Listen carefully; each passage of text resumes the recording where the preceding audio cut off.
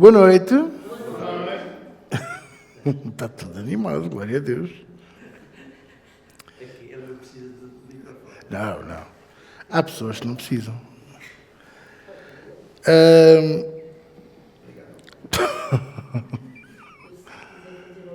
Vamos abrir as nossas Bíblias, por favor, em Oséias 4:6.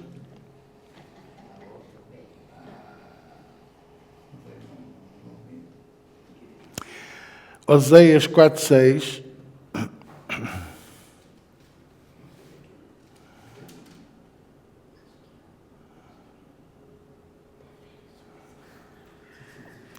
Eu vou ser muito sincero com vocês, eu às vezes vejo as notícias, vejo as coisas, não é, do mundo, da vida, vejo as redes sociais e dá-me assim umas ganas de escrever uns textos, de fazer umas publicações, mas depois vem, eu perco a vontade, porque eu já sei que vou escrever aquilo, eu vou partilhar, vou tentar abrir a mente das pessoas, mas depois não, já sei que não. As pessoas acreditam naquilo que querem, fazem o que querem, andam no erro e optam pelo erro.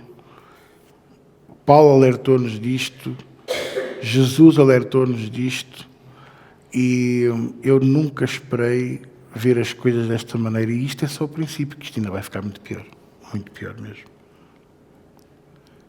Porque quando o anticristo estiver mesmo aí com força, vai ser horroroso ver alguns dos nossos e alguns que nós ouvimos pregar durante muitos anos e acreditámos neles, e acreditávamos que eles eram homens e mulheres de Deus a sério, a vê-los a seguir a estátua que vai falar e que vai operar milagres. E se os dias não fossem abreviados, nenhuma carne se salvaria, era só ossos.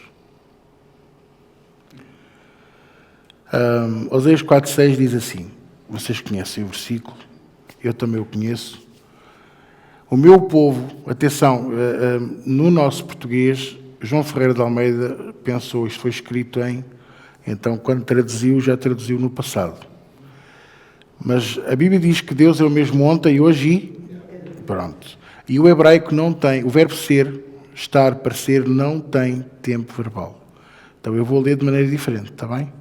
O meu povo é destruído porque lhe falta o conhecimento. Porque tu rejeitas o conhecimento, também eu te rejeitarei. Para que não sejas sacerdote diante de mim. E visto que te esqueceste da palavra do teu Deus, também eu me esquecerei dos teus filhos. Deus está aqui a mostrar que é vingativo. E é. Ele tem direito a ser. Ele é Deus, ele é soberano. Nós não. E quando ele diz, visto que tu te esqueceste da minha palavra, eu vou me esquecer dos teus filhos. Parece que não tem uma coisa a ver com a outra, mas tem. Porquê? Porque cada um mostra aquilo que lhe é precioso. Mais do que nós, a palavra de Deus é-lhe preciosa. Porque quando tudo terminar, é a única coisa que vai prevalecer, a palavra de Deus. A mesma que foi falada no princípio, durante o tempo do homem e no final dos tempos vai prevalecer. Ok? Pronto. As pessoas dizem, não, mas o amor é que vai prevalecer. O amor é a essência. Portanto, se Deus é amor e o amor é o seu perfume, é a sua essência, a sua identidade, nem há dúvidas que é a única coisa que vai prevalecer. Não como dom. Porque ninguém vai ter o dom do amor no céu. Vai ser natural, como deveria de ser natural em cada um de nós. Mas a natureza de maldição e de pecado entrou, e por isso, obviamente, qual é o primeiro sentimento que nós temos? Desconfiança. E nasce connosco, vive connosco, e morre connosco. E a prova disso é que quando a pessoa está doente e já está desorientado no tempo e no espaço, e já nem reconhece as pessoas, ele até da medicação que lhe vão a dar começa a ter dúvida se aquilo lhe está a fazer bem ou não, ou se é ou não é. E quem és tu? E o que é que estás aqui a fazer no meu quarto? E coisas assim. Vocês estão-me a compreender? Pronto. Eu escolhi este versículo e até podemos ler outro. João, capítulo 8, versículo 32. Vamos ler outro, está bem? Porque eu quero falar uma coisa convosco a propósito de uma conversa que eu tive hoje de tarde e percebi que, às vezes, nós sabemos, mas não sabemos. E atenção que eu não estou a criticar. Sabemos, mas não sabemos. Se eu vos perguntar qual é a diferença entre hebreu, israelita e judeu, vocês são capazes de nos explicar? Eu sei. Mas eu pergunto, será que vocês não sabem? Sabem. Mas explicar por palavras, por vezes, é difícil. Eu sei o que é um sabão, um detergente e um desinfetante. São os três a mesma coisa, mas têm três funções diferentes. Certo? Pronto. Ainda bem que vocês me perceberam. João 8, 32 diz assim: que novidade! E conhecereis a verdade, e a verdade vos libertará. Isto, para mim, digo-vos, isto é melhor do que lagosta em manteiga de alho. Porque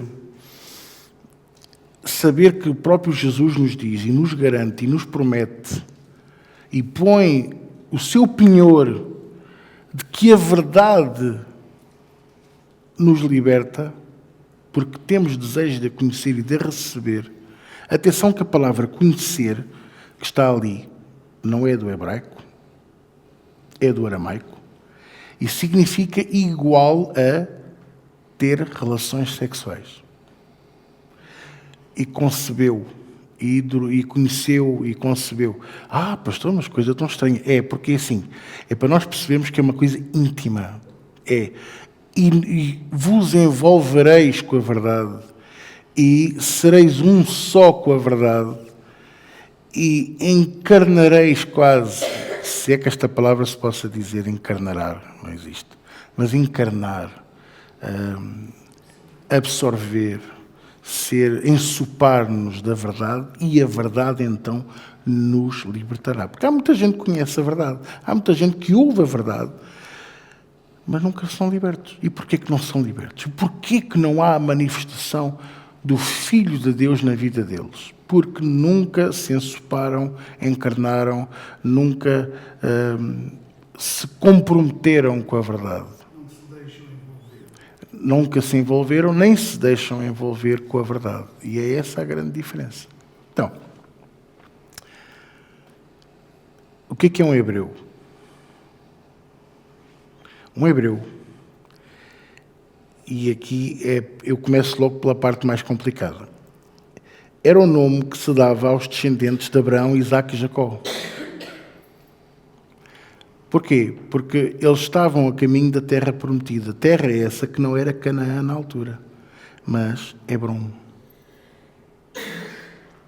Então, eles eram os hebreus. Hão de reparar que o Novo Testamento tem uma epístola aos hebreus, aos descendentes de Abraão, Isaque e Jacó. E se vocês forem ler a epístola de Hebreus com esta percepção, vocês vão perceber porque é que o autor de Hebreus, que eu pessoalmente ainda hoje acredito que é o apóstolo Paulo, ele conta a história do Evangelho, conta a história da Bíblia, conta a história de Jesus, fala dos generais da fé, fala dos heróis da fé, fala de uma quantidade de coisas e depois dá uma importância, suma importância a Jesus, ao que ele fez na cruz, ao derramado o sangue e ao preço que ele pagou por mim e por si. Tudo isto era desnecessário para os que já tinham recebido a doutrina do apóstolo Paulo. Por isso as epístolas das outras igrejas são totalmente diferentes. E até há uma que ele questiona, que é a igreja da Galácia, que foram dos primeiros a receber o Evangelho e a abraçar e a envolver, a encarnar, a ensopar, a terem compromisso com o Evangelho, ao fim de uns anos começaram a andar por caminhos da lei novamente. E é por isso que o apóstolo Paulo pergunta no capítulo 3, quem vos enfeitiçou, quem vos fascinou com esta coisa da lei outra vez e de cumprir os requisitos da lei, na vez de cumprir a graça? Vocês estão-me a compreender? Pronto. Então, quem são os hebreus? Os hebreus são os descendentes de Abraão, Isaque e de Jacó. E vocês podem dizer, então são todos do tempo de Jesus. Não, não, não, não. Não, senhor. Porque, entretanto, se vocês forem ver até a própria linhagem de Jesus, está lá uma mulher que nem sequer era hebraica. Raabe, a prostituta que se converteu a Jesus Cristo. Na altura era a Deus, não era a Jesus, mas pronto. E que viveu com o povo de Israel e que cumpria todos os requisitos. Ou seja, ela era uma estrangeira que estava no arraial de Deus e Deus a aceitou e a recebeu e fez dela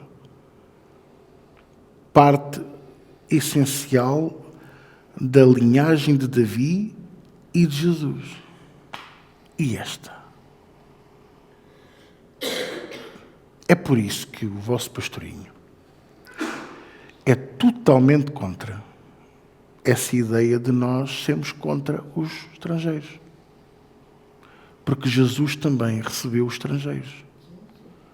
Deus abraçou o povo. E Ele não fez povos de todas as línguas, de todas as cores, de todos os olhos rasgados, olhos amendoados, olhos às riscas. Fez cabelo loiro, cabelo ruivo, cabelo encaracolado, sem cabelo, com barba, sem barba, com dentes, sem dentes, mas fez-nos. Portanto, nós somos dele e ele é nosso. Não interessa a cor, não interessa o país. Estão a compreender? Ele abraçou. E atenção, se vocês forem a ler o Êxodo, vocês vão perceber que há uma altura em que Moisés convida os que quiserem vir com eles. Quer dizer que havia outros, inclusive egípcios, que saíram com o povo de Israel para o deserto, para a terra de Canaã. Isto é chocante. Então, quem são os hebreus? São aqueles que são descendentes de Abraão, Isaque e Jacó, que vinham da região de Hebrom. Ou que iam para a região de Hebrom. Estão a entender ou não? Pronto. Qual é a língua que se falava? Hebraico. Que ainda hoje é a língua falada em Israel, no Estado de Israel. Ok? Pronto. Vocês perceberam quem são os hebreus? Têm dúvidas? Nós somos hebreus? Não. Não, senhor. Nem vocês, nem eu. Nós não somos hebreus. Mas o meu pai tem Oliveira no nome, ou tem... Estou a tentar aqui lembrar nomes. Pereiras e também era de animais. Isso é outra coisa. Os hebreus é um povo que hoje já não existe. Provavelmente hão de haver ainda descendentes, ok? Provavelmente. Mas, e compreenda isto, não são o povo mais importante, são o povo que começou a história. E tudo começou em Abraão, e depois em Isaque, Jacó. E mesmo assim, quando Jacó desceu à terra de Gozan, eram só 12 almas, 12. Porque os empregados não contavam, porque havia de haver muito mais gente, não é? Mas pronto. E ao fim de 430 anos, 430 anos, eram 600 mil, 620 mil. Não é brincadeira. Quem são os israelitas? Os israelitas são o povo nascido no Estado de Israel moderno. fundado ou reconhecido em 1947, mas só foi instituído em 50, penso eu, à volta disso. Mas foi, ou seja, é à volta disso. A Segunda Guerra Mundial terminou em 6 de maio, 6 de junho, 6 de agosto, 6 de agosto de 1945, portanto, 2 anos depois, se iniciou o processo de reconhecimento ou de fundação do Estado de Israel, Estado Independente de Israel. Esse era um sonho que muitos dos judeus tinham. Todos, não. Muitos deles eram apenas habitantes de uma região chamada, que ainda hoje se chama Palestina. Então foram buscar o quê? As fronteiras originais do povo de Israel. Só que, obviamente, haviam lá outros países. E é daí que, quando o Estado foi formado, houve guerras. Houve umas guerras para recuperar essas fronteiras.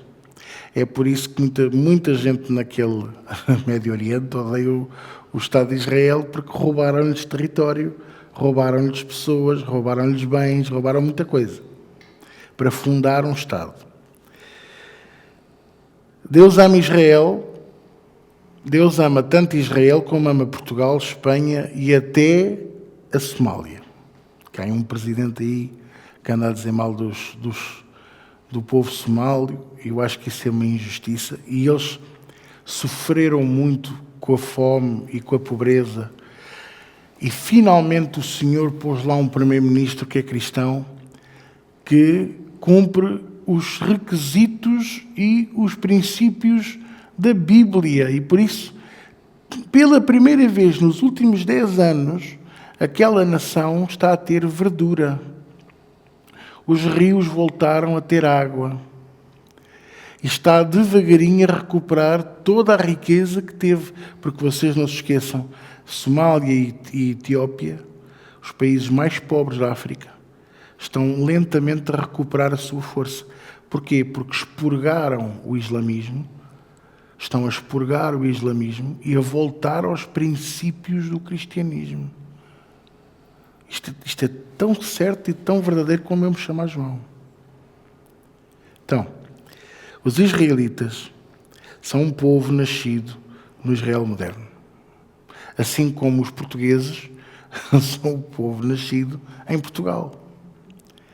Mas antes de haver Portugal, era o quê? O condado portucalense. E eram os de Portucale. Okay? E antes disso era a Lusitânia. E por isso eram os lusitanos. Ainda hoje somos considerados os lusitanos. E ainda bem que não somos da Visigódia, senão éramos todos vesgos. Eu sei, então não sei. Ainda bem que não somos, senão éramos todos vesgos. Estou a brincar, é só vocês perceberem. Então, ok. Assim como os nascidos nos Estados Unidos da América são estadunidenses. Nós é que chamamos americanos, mas está incorreto, porque o continente americano é muito grande e muito vasto e tem muitos países. Ok? Pronto. Estão a perceber até agora? Não. Então, os israelitas são os que nasceram no Estado de Israel, que até podem nem estar lá a viver. Olha, eu conheço o Henrique Sieberman, um dos jornalistas mais conceituados do mundo. Ele é luso-israelita e ele não vive lá. Ele vive nos Estados Unidos e anda sempre a viajar e, no entanto, ele tem passaporte israelita. Israelita.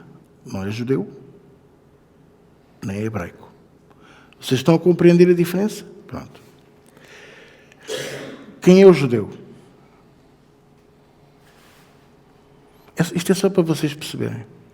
Que anda aí tanta má informação, tanta gente a dizer coisas tão erradas, e anda aí uma fulaninha que tem a mania de andar aí a fazer as festas judaicas e vai apresentar diplomas de Israel aos presidentes das juntas de freguesia. E agora, como descobriu que nós estamos aqui, anda aqui a rondar, porque todo lugar onde a planta do pé dela pisa é dela.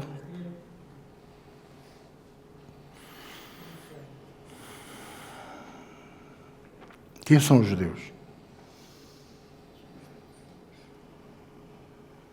Vou pôr a pergunta de outra maneira. Quem são os católicos? Pois, é esse o erro. Os católicos não são os portugueses. E os judeus não são os israelitas. Estão a entender ou não? Os judeus são todos os que seguem a religião judaica. Estejam em Portugal, em Espanha, na Somália, na Cochichina, na Terra do Fogo e até na Patagónia. Religião judaica. Judaísmo. Porquê é que eu lhe estou a chamar religião? Porque é uma coisa feita totalmente de homens. Buscam a um Deus, sim. Buscam ao nosso Deus até. Mas de acordo com as regras deles e não com as regras de Deus. Porque a partir do momento que eles negam que Jesus é o Filho de Deus e é o Messias, aquele que haveria de vir, eles já estão errados. Mas o princípio... Mas o princípio está certo. Não podemos negar as festas judaicas. Jesus celebrou as festas judaicas. Diga-me uma festa judaica que Jesus tenha celebrado. Eu sei qual é que eles estão a referir, mas eles não a dizem. Sabem porquê que não dizem? Porque querem festejar todas, porque é mais dinheirinho que cai.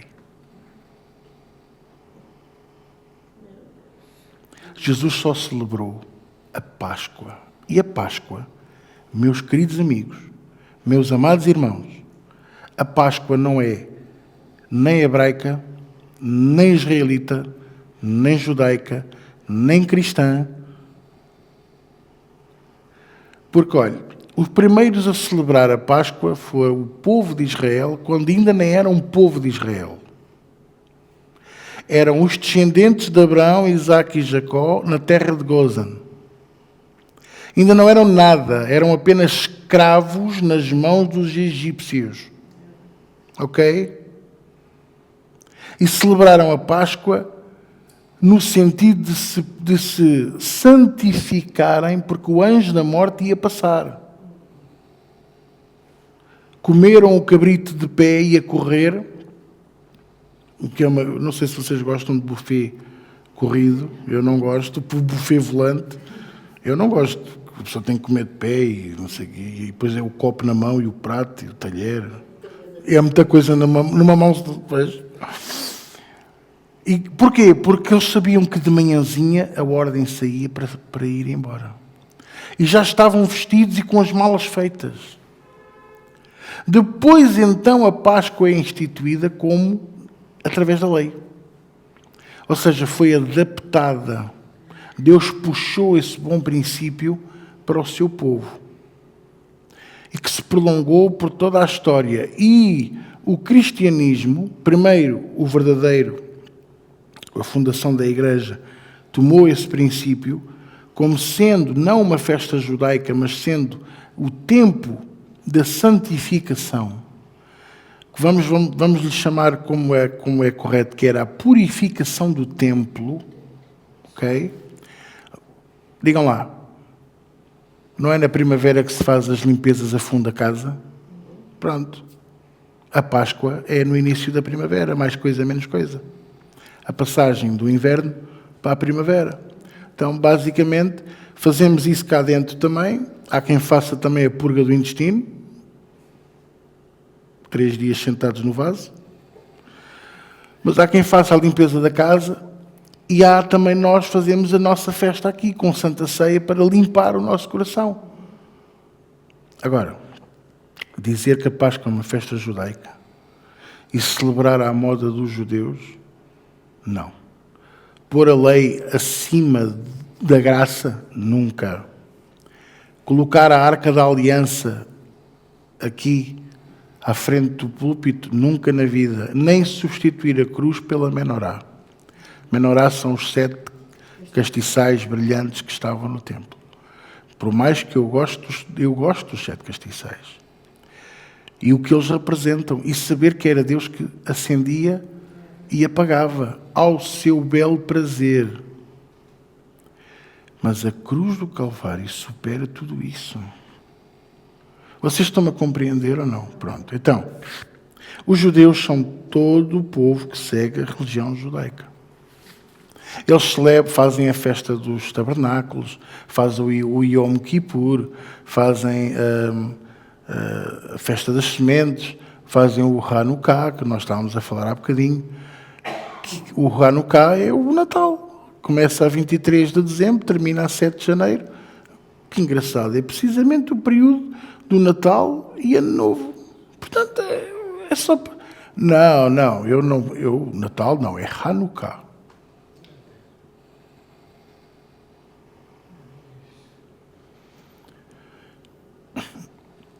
Andam com a kippá aqui na cabeça, mas depois não cumprem nada do que está na lei judaica. São uma cambada de hipócritas. É só para dizer que, eu amo Israel. Quando uma pessoa diz, eu amo Israel, está tão enganada e está tão cega espiritualmente, que ainda não percebeu que está a dizer que, neste momento, ama um país que está a provocar um genocídio a outro povo. Independentemente de eu ter a minha opinião, e a minha e só minha, de que os outros também não são flores que se cheiram. Porque eles são a arma de arremesso de um grupo de terroristas, que é os Hamas e o Hezbollah, que se usam do seu povo para fazer mal aos israelitas. Não é o povo judeu. Porque há esta guerra entre Israel e a Palestina. E a Palestina não é um Estado, a Palestina é uma região. Assim como a Holanda não é um país, a Holanda é uma região e está dividida desde há 100 anos em Holanda do Norte e Holanda do Sul. Então, como é que chama o país? Países Baixos. Vocês estão-me a compreender ou não? Eu estou a tentar abrir um bocadinho a vossa mente para nunca mais vocês se deixarem enganar. Então, Hebreus é os descendentes de Abraão, Isaque e Jacó, o povo que iria para Hebrom. O Monte Hebrom, quem é que já ouviu falar? Esse Monte Hebrom é um monte que fica perto do Monte Sião. Era um monte onde muita gente sacrificou ao Senhor, fez altares, cantavam hinos, louvavam a Deus, davam ofertas ao Deus Todo-Poderoso, ao nosso Deus. Ok? Pronto. Os israelitas é o povo nascido no Israel moderno, ok? Assim como os portugueses, os espanhóis, os italianos, os franceses. O povo judeu é o povo que segue a religião judaica.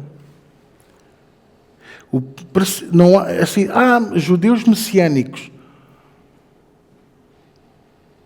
Então, eu vou ser judeu e vou acreditar em Jesus como o Messias. Porque o judeu messiânico é aquele que acredita que Jesus é o Messias. Mas depois seguem a lei, recusam a graça. Faz-me lembrar aquele homem que passava muitas dificuldades na Itália. Então juntou 2 anos, para quê? Para comprar o bilhete de barco para ir viver para os Estados Unidos da América. E quando entrou no barco, soube que a viagem eram 28 dias. Ele pensou, 28 dias, meu Deus do céu. Então andou também a juntar para comprar bolachas e queijo e coisas que pudessem durar os 28 dias para ele não passar fome. Foi o que ele pensou. E então, lá estava ele, no quarto, ou lá fosse onde fosse, não é?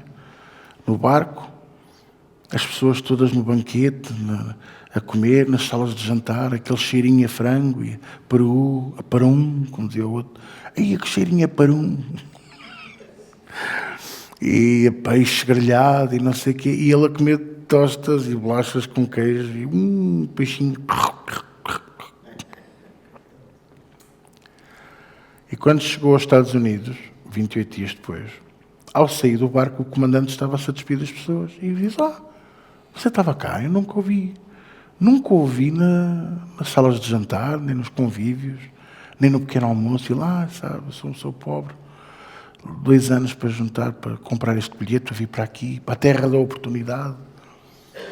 E eu não tinha dinheiro para ir comer à sala de jantar. Ele assim, como assim? Ninguém lhe explicou que as refeições estavam todas incluídas no bilhete? é exatamente isto que eu penso, daquela gente que se diz, não, eu sou católico, mas renovado.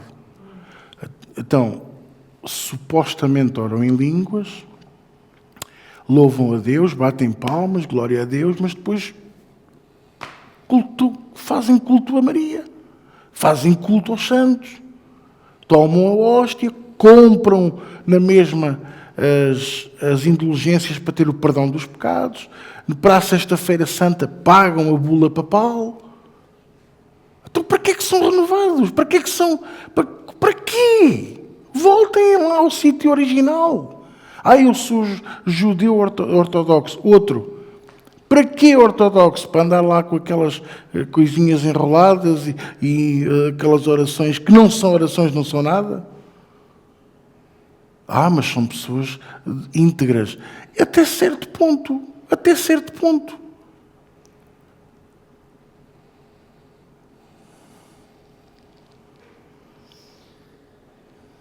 Estou a ser muito bruto.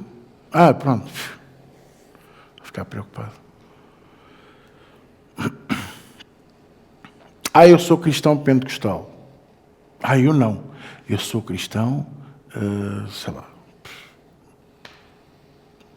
Não estou lá. Presbiteriano. Eu sou dos irmãos. Eu sou do caminho. Eu sou de Jesus Cristo e de mais ninguém. Eu não divido o meu corpo nem o meu coração com outro Deus, a não ser com o meu Senhor e Salvador Jesus Cristo.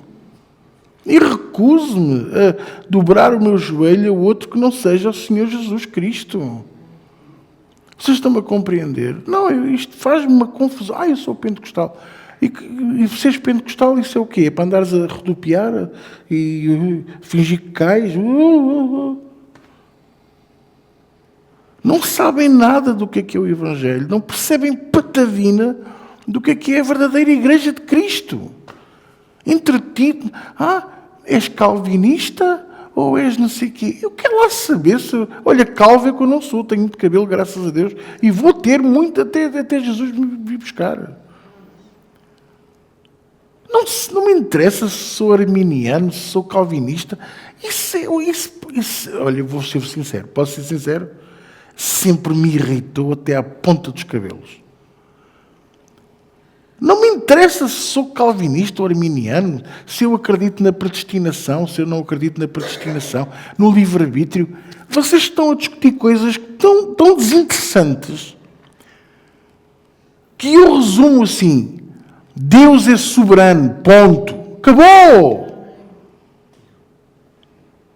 Acabou! Não há cá mais ideias, nem teologias, nem pensamentos filosóficos. Não metam a filosofia dentro da Bíblia e da Igreja, pá. Isso é que mata. Os seminários teológicos, muitos estão mortos precisamente por isto. Querem filosofar acerca daquele que não conhecem. Querem trazer pensamento sociológico daquele que diz que quer estar envolvido com o homem, mas que não se põe à mercê do homem. Por isso ele é soberano, ele é Deus. E nós é que temos que o buscar, nós é que temos que o amar, nós é que temos que ir atrás dele, não é ele ir atrás de nós. Enerva-me essa doutrina constante. Quando o pastor vai e corrige a ovelha, há sempre aquela que passa a semana a publicar coisinhas sobre o amor. O amor de Deus me encontrou. O amor de Deus vale tudo. O amor é a coisa mais importante. Não é. Porque nós não somos nem dignos do amor dele. Se não fosse a graça de nosso Senhor e Salvador Jesus Cristo, nós já tínhamos sido consumidos, que é o que está na Bíblia. Qual amor, qual quê?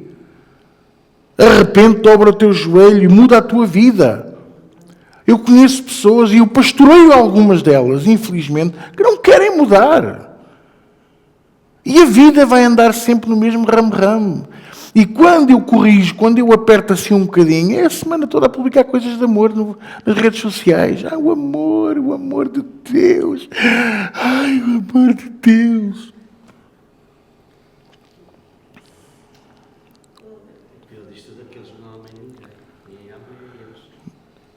nem a Deus.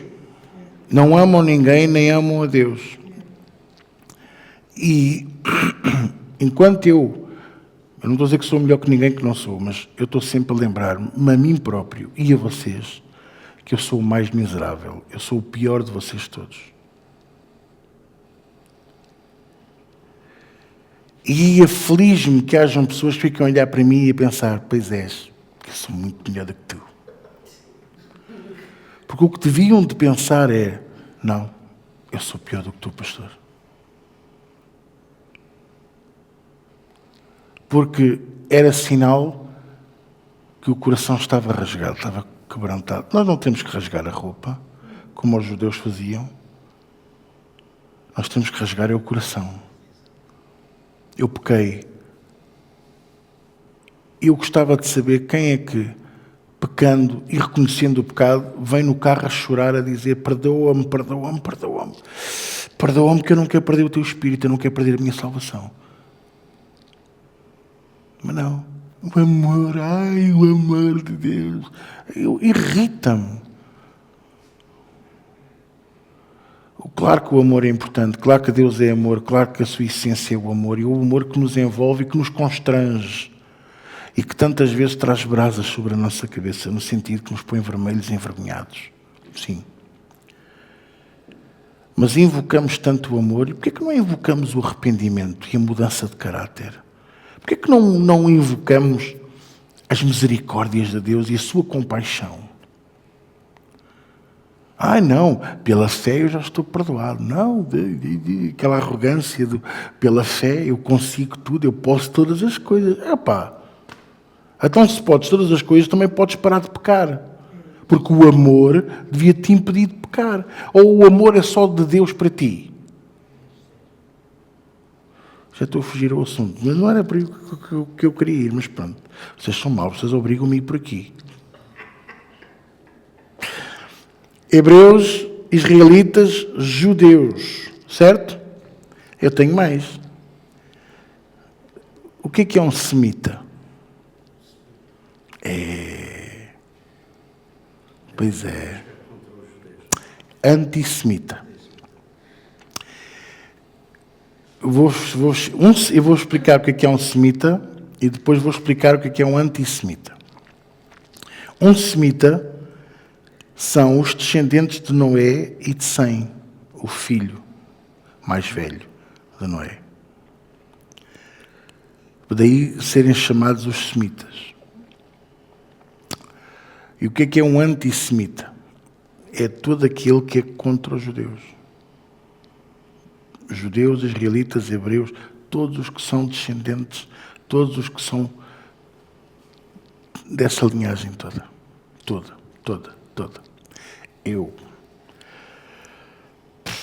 Toda a minha vida caminhei com Cristo, toda a minha vida andei com Jesus. Eu sirvo a Deus oficialmente desde os meus 14 anos de idade. E o vosso amiguinho sabia 600 anedotas à vontadinha. Pelo menos 100 delas eram do Hitler e dos judeus. E eu contava-as, às vezes com lágrimas nos olhos de riso. Porque eram mesmo engraçadas.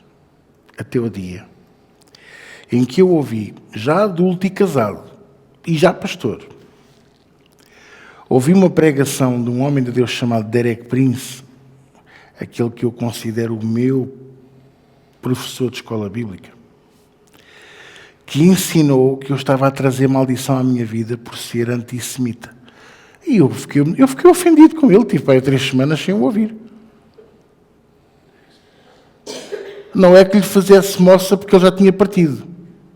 Mas eu deixei de o ouvir e fiquei ofendido com ele, até o dia que eu percebi que eu estava ofendido porque a verdade estava-me a libertar. Quando você tem uma unha encravada e lhe fazem os escaldapés, água quente com sal, aquilo é um luxo, não é? Nem dói. Por que já estás a encolher, mãe?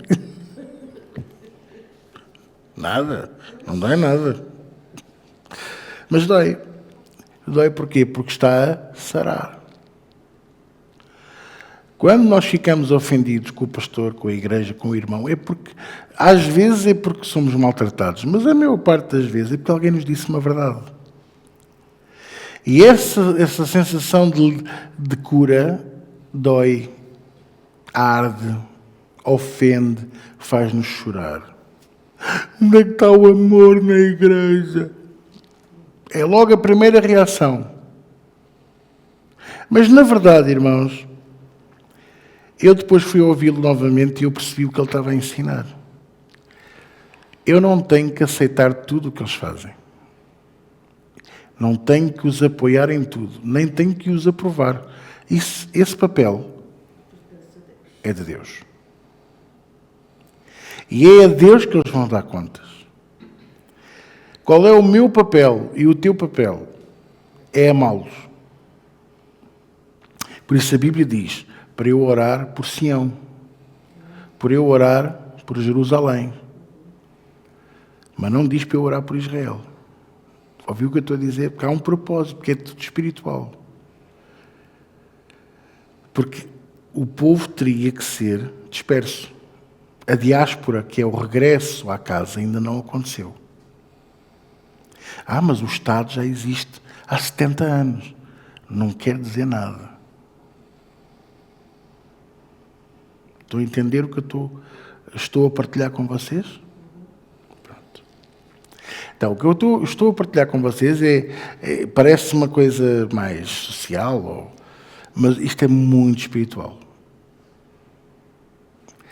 Então, eu não devo dizer mal do judeu. Eu não devo de fomentar o ódio ao judeu. Se eu sei que aquele empresário é judeu, eu não devo de fazer este comentário. Às vezes é aquele que o dinheiro cai lá todo e não sei o quê. As duas grandes crises financeiras que Portugal teve, sabe quais foram? Quando os reis de Portugal, eu posso lhe dizer quais são. Dom Afonso Henriques foi o primeiro. Apesar de fazer tudo bem, fez tudo bem, chamou-os primeiro para Portugal e depois, antes de morrer, expulsou-os a todos. Veio uma crise financeira a Portugal terrível que durou mais de 40 anos. E depois Dom Manuel. Pouco tempo antes do terremoto de 1755, por indicação do famoso Marquês de Pombal, decidiu expulsar os judeus de Portugal. E sabe como é que tudo começou? Porque o rei tinha uma amante e os távoras tinham uns terrenos muito importantes na zona de Lisboa, na zona da Moraria, penso eu, que era ali. E a fulana vivia lá nessa zona. E então aquela família sabia que o rei ia lá. Clandestinamente, durante a noite, num coche, não era real, para não ser identificado. Quando aquilo chegou aos ouvidos do rei, o rei teve medo de ser manipulado, porque eles eram influentes e eram homens de negócio de muito dinheiro em Portugal. O que é que ele manda fazer? Manda matá-los. E foram mortos. Sem julgamento, sem nada. Todos. Do mais velho ao mais pequenino. Empregados, animais, casas foram demolidas e os terrenos meteram sal para que nunca mais viesse a nascer lá. Ainda hoje existe. Há lá só existe hoje um beco, uma espécie de uma pequena praceta. Não nasce lá nada. Eles foram desapropriados de tudo. E a seguir, o famoso Marquês de Pombal disse ao rei, agora vamos fazer o mesmo aos outros. E assim foi. Tirou-lhes tudo, o dinheiro, os negócios, o ouro, as pinturas, tudo o que o Hitler fez, a mesma coisa. Passado pouco tempo, o que aconteceu em Portugal? Terremoto de 1755. 1 de novembro. Já foi no século XIX que os judeus começaram a voltar. Porque eles não saíram do país, eles fugiram. Foram para o norte. Bragança tem uma das maiores... não lhes vou chamar guetos, porque era injusto, mas aquilo tem um nome, as judiarias, não é? Acho que é assim que se chama. zonas onde eles se exatamente estabeleceram. Alojaram, estabeleceram. E então, os nomes tinham origem judaica, hebraica, israelita. Para não serem reconhecidos, muitos deles fizeram um novo censo, ou seja, registaram-se eles próprios com nomes de animais, árvores, frutos. É daí que vêm os pereiras, os carvalhos, os nomes que vocês se lembrarem agora. Cerejeiras, tudo o que tem a ver com animais, frutos e árvores, foi os nomes que eles escolheram. Que há uma terra ao pé da Serra da Estrela, um bocadinho mais abaixo, que é Belmonte. É essa? Então, em Belmonte, e depois mais acima, Guarda, tem grandes judiarias, que são zonas onde eles se tinham estabelecido. Com nome... Exatamente, mas com novos nomes e sendo considerados novos cristãos, porque estavam-se a converter ao catolicismo para não serem expulsos nem serem mortos, mas em casa continuavam a cumprir os regulamentos judaicos. Pronto. Não sei se vocês sabiam disto, mas ficam a saber. Por isso é que o norte, o nosso país, ainda hoje, é muito mais rico que o centro e o sul. A nível de negócios, indústrias, aproveitamento dos rios, aproveitamento de todos os campos. Como é que o Douro tem aquelas escarpas todas cultivadas? Aquilo era impossível de cultivar. Eram escarpas inclinadas, mas os fulanos eram inteligentes e trabalhadores. Portanto, se vocês forem ver a origem dos vinhos do Porto que nós hoje temos, muitos deles, para não dizer quase todos, são de origem judaica. Estão a compreender o que eu estou a partilhar com vocês? Pronto. Sim. No caso de Belmonte, eu estive lá. terras por baixo, Covilhã, Fundão, toda aquela da beira... Figueiró dos Vinhos. Beira Baixa. Sim. São ricos. Mas os judeus ali tudo trabalhado com o papel dos animais. Exatamente. No caso da pele de uma peça não tem valor para aquele povo, não tinha valor nenhum, valia ali um pouco de dinheiro, e eles levavam tudo. Sim. E grandes riquezas em Belmonte. Agricultura, pecuária, a pesca, o aproveitamento dos rios, volto a dizer, porque é a zona que tem mais azinheiras. E o centro também tem, mas é a zona mais desenvolvida e sempre foi. Porquê? Porque eles estabeleceram-se lá. Mas eles estavam cá em baixo. Eles estavam em Lisboa e no Ribatejo, todas à volta do Tejo. E isto a gente tem que nunca se pode esquecer. Portanto, Chamada Cova da Beira. a Cova da Beira, exatamente. Semita é todo o que é descendente de Noé e Sem, portanto, fazem parte destes grupos que eu estou a partilhar. Para terminar, o que é um sionista?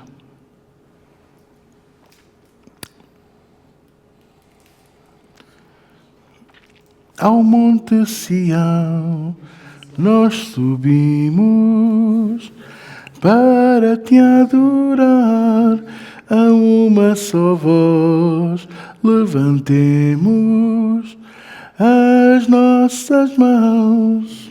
Bom, um sionista é o povo que segue a ideologia de Sião. E tudo começou com o propósito de construir ou edificar o Estado de Israel. Acabou por se prolongar, porquê? Porque tornou-se uma religião.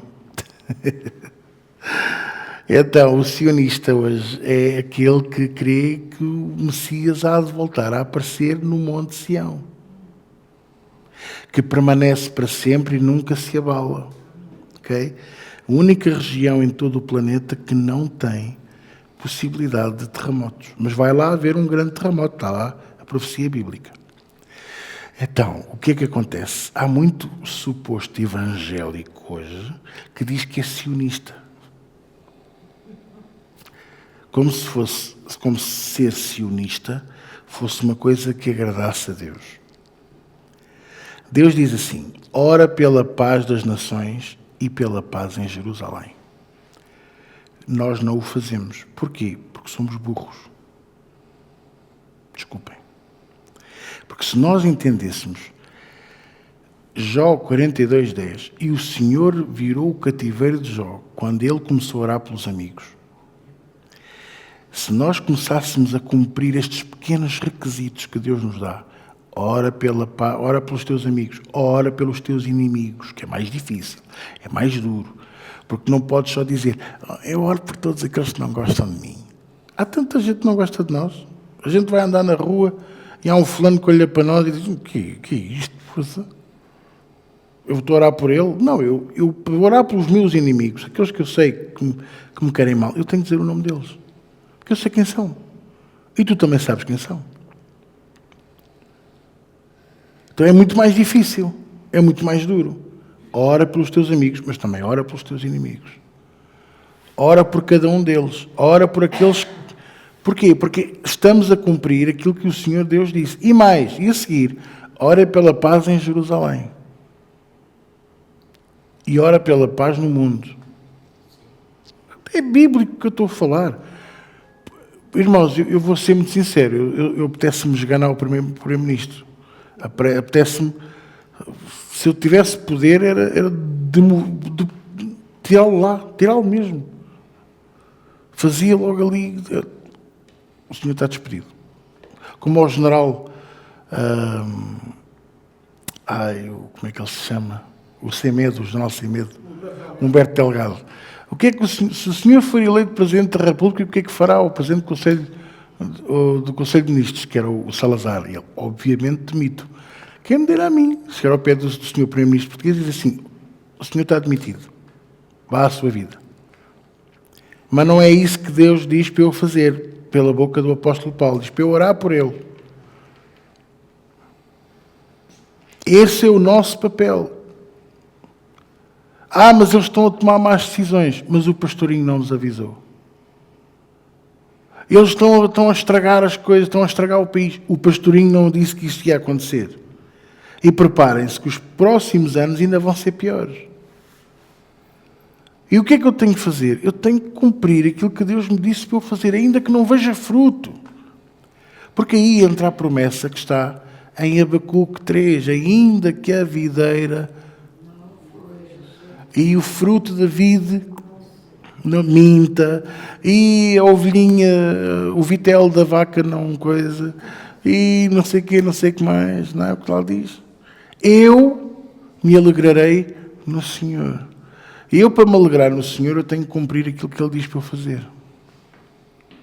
Estão a compreender? Então, eu hoje quis, não sei se vocês gostaram, mas também não se pode comer bife todos os dias, não é? Hoje comemos entrecosto. Hebreus, exato. E todos estes falam hebraico. Tirando os judeus que, ou os que são de outros países, falam a sua língua, não é? Mas há uns que gostam de aprender e pronto. Os hebreus são os descendentes de Abraão, Isaque e Jacó, que iam para Hebrom. Os israelitas são os nascidos no Estado moderno de Israel. Os judeus são os que seguem a religião judaica. Os semitas são os descendentes de Noé e Sem, portanto, e por isso deram origem aos hebreus, ok?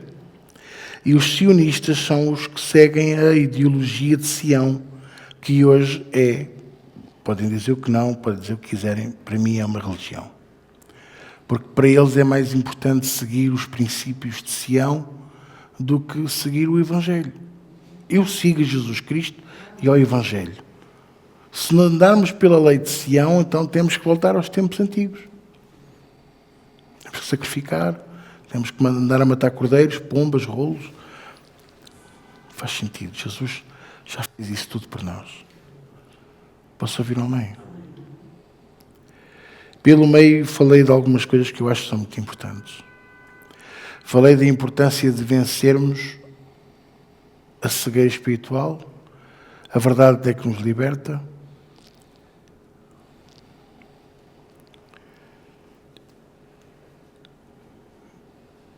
Cuidado com essas doutrinas que... mas há um pastor que me disse... Que a kippá, nós devíamos andar com a kippá. A kippá é uma forma do o homem, trazer santidade sobre si próprio. E a mulher anda com o véu, ok? Mas o apóstolo Paulo diz que mais importante do que isso é nós andarmos com o coração limpo. Eu digo, eu vou abraçar este homem quando eu chegar lá de cima ao céu. E alguém me disser, olha, o apóstolo Paulo está ali, eu vou abraçá-lo e vou-lhe dizer, graças a Deus por ti. Porque Deus deu-lhe uma revelação tremenda. E ele soube partilhar a palavra, soube partilhar a doutrina. Ele próprio disse, o meu evangelho não se está a sobrepor a Jesus. Porque ele recebeu o evangelho diretamente de Jesus nos céus. Mas ele, ao dizer o meu evangelho, ele está a pôr responsabilidade na minha vida e na tua e na dele, para que nós o cumpramos, porque esse é o evangelho de Jesus Cristo. Jesus não aprovou o apedrejamento da prostituta, ou da adúltera, pronto. Mas disse-lhe uma coisa, porque às vezes as pessoas dizem assim, mas Jesus não condena. Jesus não condenou a adúltera. Está bem, não condenou. Mas disse-lhe uma coisa, que foi, vai e não peques mais. E a gente não se pode esquecer deste pequeno pormenor. Não peques mais. Vai, segue a tua vida, mas não voltes àquilo que estavas a fazer.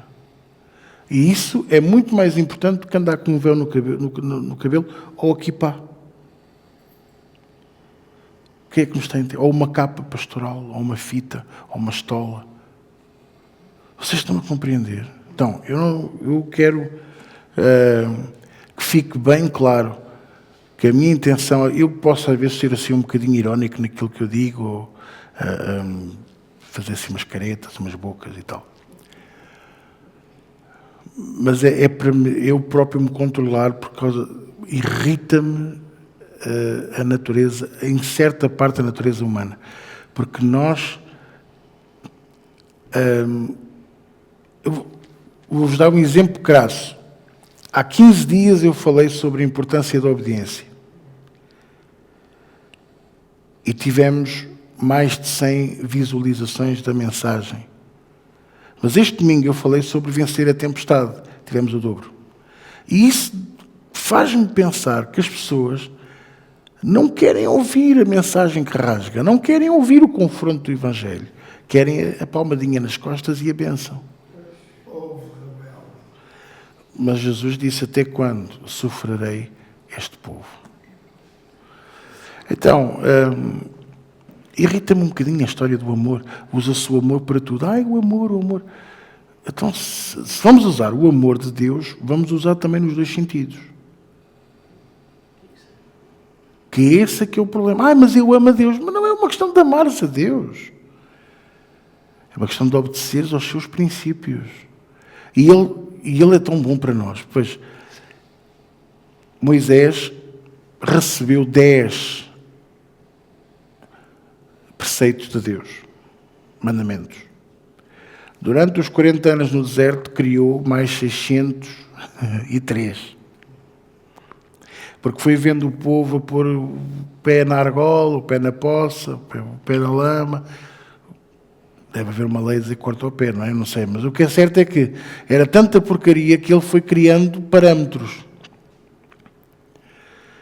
Depois, aqueles 613 preceitos duraram até ao período interbíblico, até aos 480 anos de silêncio, até Jesus nascer.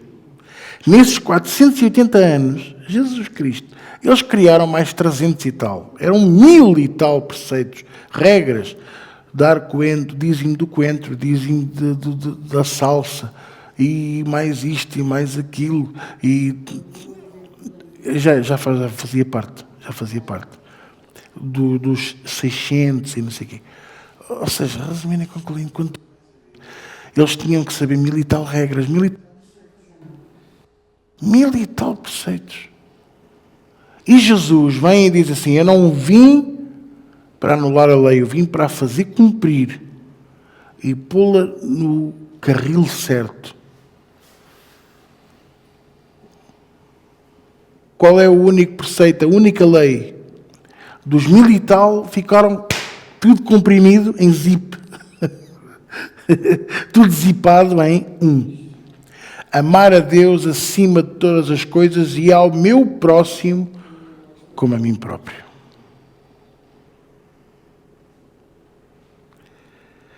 Mas o pastor está a dizer, fala no amor. Pois é, mas é o amor recíproco.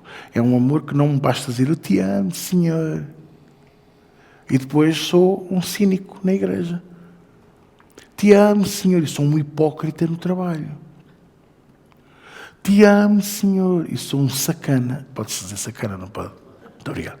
Um sacana na família. Vocês percebem o que eu queria dizer, não é? O amor só é válido na obediência, mas quando eu sou recíproco. Deus me ama como eu sou, sim. Mas Ele quer me melhorar. Então, para eu poder dizer que amo a Deus, eu tenho que deixar Ele entrar na minha vida e mudar a minha vida. E eu tenho que caminhar nessa mudança. E entra no toma lá, dá cá. Toma lá da cá, exatamente. Isso é judaico.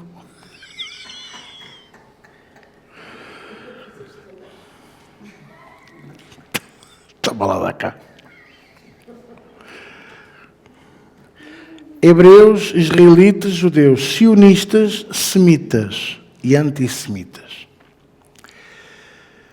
E eu espero ter ajudado.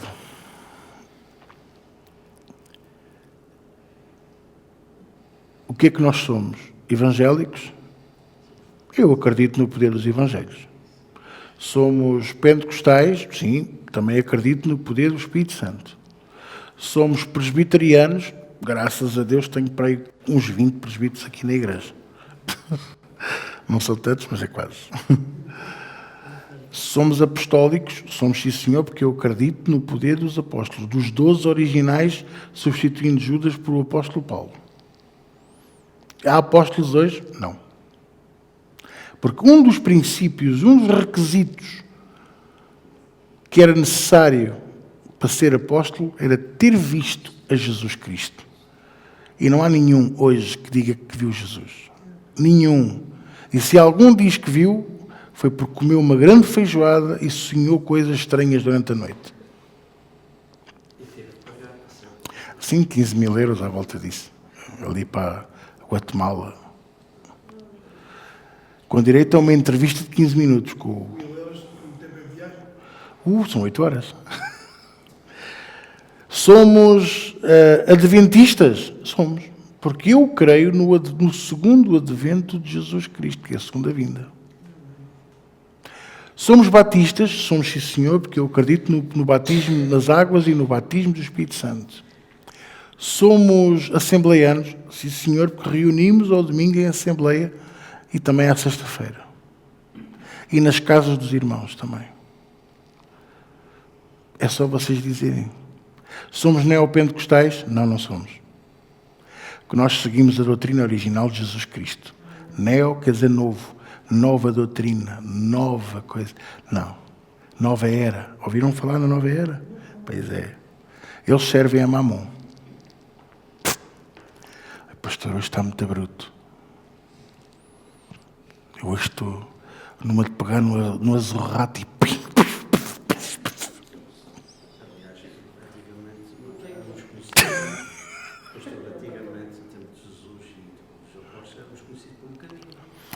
Antes de Nero, éramos conhecidos, sim, senhor, como os do caminho. Porque Jesus disse essa frase e foi a frase que bateu forte nos judeus da altura, nos religiosos da altura e no povo. Eu sou o caminho, eu sou a verdade, eu sou a vida. E porquê que ele foi rejeitado? Porque achavam que ele era arrogante. Mas ninguém soube verificar que aquilo que ele estava a fazer e aquilo que ele estava a cumprir eram todas as profecias bíblicas referentes ao Filho de Deus, ao Emanuel, ao renovo, ao rebento que saía da vara de Jessé. Estão a entender? Então, somos bíblicos, somos, sim, senhor. E nós, nesta casa, é só pela Bíblia. Só pela Bíblia. Portanto, meus amigos, somos tudo e não somos nada. Eu digo que a nossa igreja é não denominacional, porque nós somos do caminho. E eu só sigo o caminho. O caminho, a verdade e a vida. Jesus Cristo. E não há outro além dele. A quem foi dado o nome que é sobre todo o nome.